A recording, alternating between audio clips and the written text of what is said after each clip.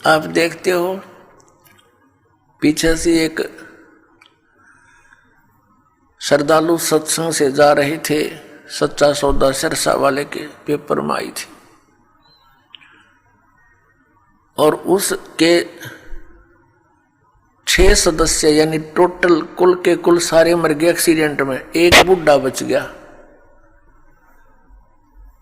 और हम कई जगह देखते हैं, जैसे एक बार भूकंप आया था गुजरात के अंदर, और सभी व्यक्ति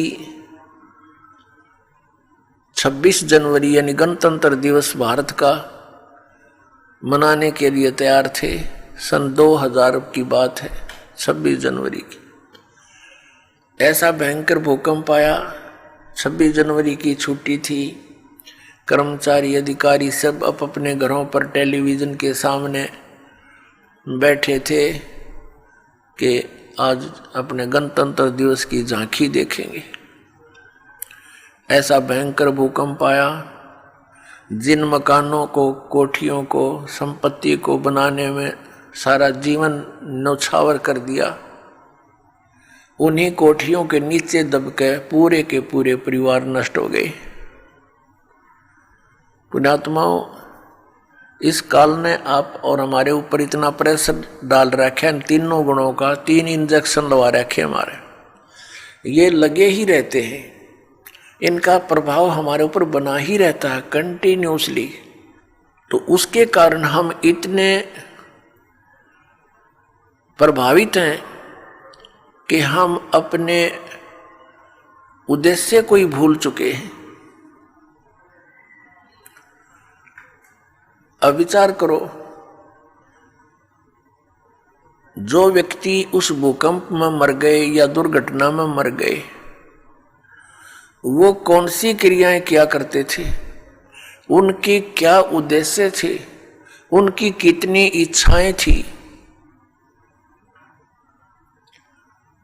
और हमारी क्या है, हम क्या सोचते हैं, हम कर क्या रहे हैं। एक भक्त बता रहा था कि मेरी मम्मी बात नोत कर आई थी, 5 लड़कियां थी, जिनमें से 3 का विवाह इकट्ठा ही था। 3 बेटियों का विवाह हो तो उस समय इस मनुष्य के माइंड की नीडल या सुई 100 से नीचे नहीं रहती। कभी उधर सोचा ये करूंगा, वो करूंगा, चिंता ये बनाई रखी है, हमारे साथ इसने लगाई रखा है। बस की बात नहीं, हमारी परंपराएं ऐसी बन गई जो हमें केवल दुख ही देती हैं, सुख नहीं देती। विवाह के अंदर भात नौत का आना, फिर एक विवाह फिर उन भाइयों का शुरू हो जाता है, एक बहन का शुरू हो रहा है। तो इस तरह हम अपनी परंपराओं को, रीतियों को गलत बनाकर भी 90% दुखी हैं। अब वो रोहतक बस स्टैंड पर खड़ी थी, एक बस से उतरी थी, दूसरी का इंतजार कर रही थी, और खड़ी खड़ी सोच भी रही थी, क्योंकि जिसके 3 बेटियों का ब्याह हो, जो अनुपदेशी है, हमारे भगत तो अब इस बीमारी और बुराई से कति दूर हो जाएंगे, ज्ञान से होंगे, कोई प्रतिबंध से नहीं होती ये बातें। बच्चों का विवाह भगवान ने कर रखा होता है, या हमारी भूल है बाद में जो ड्रामा बाजी, नाचा कूदी, डीजे बजाना, फंड करना, ये कोरी बकवाद है।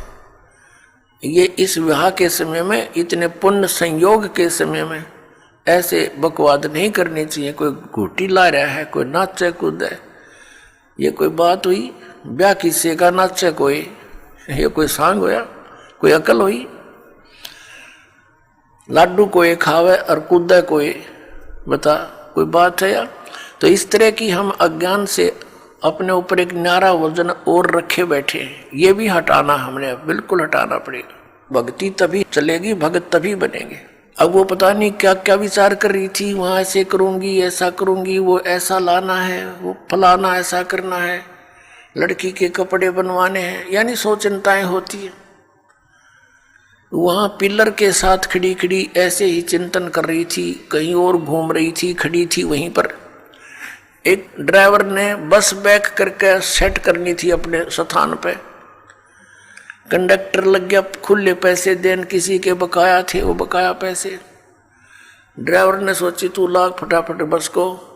उसने बस बैक करी, वह ज्यादा टेढ़ी होकर पिलर की सीधी होगी, उसने दिखा नहीं दूसरी साइड में, वह पीछे जाके। और उस बहन ने भी ध्यान नहीं, क्योंकि वो तो सोच विचार में बड़ी थी, उसकी छाती पर आकर लगी बस पाछे तर पीछे पिलर का सारा खड़िए थी। वह वहीं पर आध घंटे में तड़प कर मर गई। अब वो ब्याह भी रह गया, और जो इधर उधर की जो एक सेकंड का चैन नहीं था, अब वो कहाँ गई। तो पुण्यात्माओं, हम कति बालक हैं, हमें डर नहीं रहा, हमें याद नहीं रहा वो जाने का समय। और जब तक हमें यहां से जाने का समय याद नहीं रहेगा, हम भक्त नहीं बन सकते, हम बुराई से बच नहीं सकते।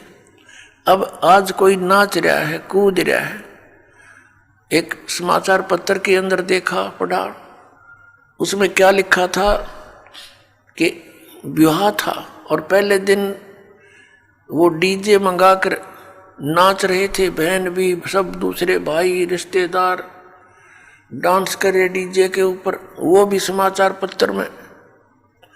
और अगले दिन वो दुल्हा जो विवाह करने चला था, कार एक्सीडेंट हो गया ट्रेले के साथ में। जितने सदस्य उसके साथ बैठे थे व्यक्ति, वो सारे मर गए, वो भी मर गया। अगले दिन वो टक्कर मार रहे हैं, रो रहे हैं, बालों को पाड़ रहे हैं जो कल नाच रहे थे। अब बजा लो डीजे यहां पर। कहते हैं नानक साहिब जी कहते हैं कि ना जाने काल की कर डारे,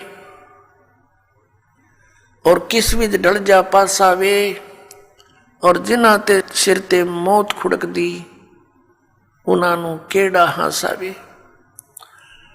आदरणीय नानक साहिब जी से किसी ने पूछा कि हे महात्मा जी, आप कभी भी खुश नजर नहीं आते, ना कोई त्योहार और तीज मनाते। तब उन्होंने कहा था भाई ना जाने यहां क्या बिजली गिर जा एक पल में, और हमने तो अपनी मौत दिखाई देती है, इसलिए रुचि नहीं बनती इन नाचन और गावन में, यहाँ की नकली खुशी मनावन में कति दिल नहीं मानता। ना जाने काल की कर डारे, किस विध ढल जा पासावे, और जिन आते सिरते मौत खुड़क दी, उन्हां केड़ा हासावे। फिर उनसे पूछा क्या आप कभी प्रसन्न नहीं होते, ऐसे कैसे जी रहे हो। तब उन्होंने बताया कि मैं प्रसन्न होता हूँ, साध मिले साढ़े शादी होंदी, विछड़ जा दिलगिरी वे, अख दे नानक सुनो जिहाना, ये मुश्किल हाल फकीरी वे। नानक साहिब जी कह रहे हैं कि जब मेरे भक्त, मेरी साध संगत यहाँ आती है सत्संग श्रवण करने के लिए, तो मेरी खुशी का कोई ठिकाना नहीं हो रहता। वो हमारे साथी है, वो हमारी खुशी है। और जब ये वापस जाते हैं संसार में यहाँ से, तो फिर मुझे दिलगिरी होती है, बहुत परेशानी दुख हो जाता है, चिंता लग जाती है कि कहीं ऐसा ना हो ये मेरे बच्चों को, जिनको मैंने मुश्किल से मार्ग पर लाया है, सत्य बताया है, परमात्मा का सच्चा ज्ञान समझाया है, कहीं कोई काल, क्योंकि संसार में इस ज्ञान के जानने वाले व्यक्ति नहीं हैं। एक अकेला एक संत होता है जो सतमार्ग देता है, संतों की गिनती नहीं होती। उनसे प्रभावित अन्य श्रद्धालु भी फिर उसी की बोली बोलते हैं, वही क्रियाएं करते हैं। तो नानक साहिब जी कहा करते कि मुझे फिर चिंता बन जाती है कहीं मेरी फसल में कीड़ा ना लग जा, यानी कोई काल का दूत इनको भ्रमित ना कर दे, इनका जीवन नष्ट हो जा। कहते हैं साध मिले साढ़ा शादी होंगी, जब ये वापस आते हैं एज इट इज तो मेरी खुशी का ठिकाना नहीं रहता कि परमात्मा की दया से अभी ये बचे हुए हैं। और विछड़ जा दिलगिरी वे, जब ये यहाँ से जाते हैं तब मुझे बड़ी परेशानी होती है, मुझे चिंता बन जाती है। क्यों बन जाती है? अख दे नानक सुनो जहाँ ना मुश्किल हाल फकीरी वे। फकीरी में भक्ति, फकीर का अर्थ होता है सभी बुराइयों से हटकर सबका परित्याग करके भक्ति करे। तो जैसे भी बुराइयां कुरीतियां संतों ने हटाने की चेष्टा की तो अन्य समाज ने उसको लगाने की चेष्टा की। तो जिस कारण से भक्त और संसार के अंदर सदा से ही विरोध बना रहा, क्योंकि संसार की जो रीतियां रिवाज हैं वो काल प्रेरित है, वो यही रहने की है। और संतों की मर्यादा इस काल की मर्यादाओं से हटकर है, वो भक्ति बाधक है।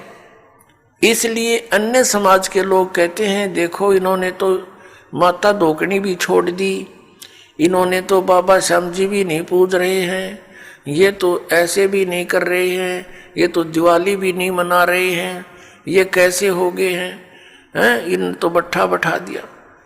एक भक्त बतावा था, कहने लगा जी आज 10 वर्ष हो गए हमने कोई त्योहार नहीं मना लिया। नाम लिया था उसने उस दिन, फिर वो अपने दुख गिनावा था। कह रहा था जी हमने 10 वर्ष हो गए हमारा त्योहार नहीं मन लिया, ना होली ना दिवाली ना तीज ना कोई अन्य। क्या कारण? कि हमारा परिवार है, कभी तो हमारे घर में कोई खुद जवान भाई की मृत्यु हो जाती है, 1 वर्ष उसकी चिंता पूरी होती है, तब तक दूसरा कोई रिश्तेदार निकट में जैसे बहन का पति मर गया, फिर त्योहार मने नहीं, फिर कोई बिल्कुल साथ में का केताऊ का मर गया जवान, फिर ऐसे फिर लड़का मर गया। 10 वर्ष हो गए हमने त्योहार नहीं बना लिया।